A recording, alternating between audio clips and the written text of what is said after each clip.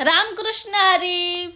बघा सकाळी सकाळी उरकले आणि चालले होते माझ्या आईकडे. तर बघा ही माझी आई, माझी ज्ञानाई माऊली.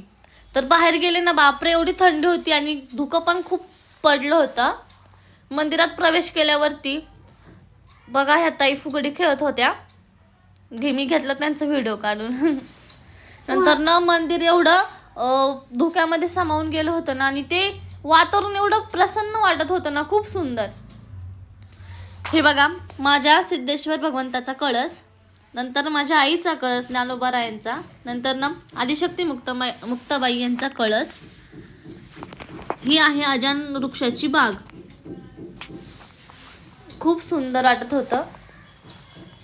तर नंतर ना मी चालले घरी. तर भेटूया आपण आपल्या नेक्स्ट व्लॉग मध्ये. रामकृष्ण हरी. आणि पूर्ण व्हिडिओ आपल्या YouTube चॅनलला अपलोड झाला आहे, तर आपल्या चॅनलला नक्की सबस्क्राईब करा. रामकृष्ण हरी. राधेश्याम.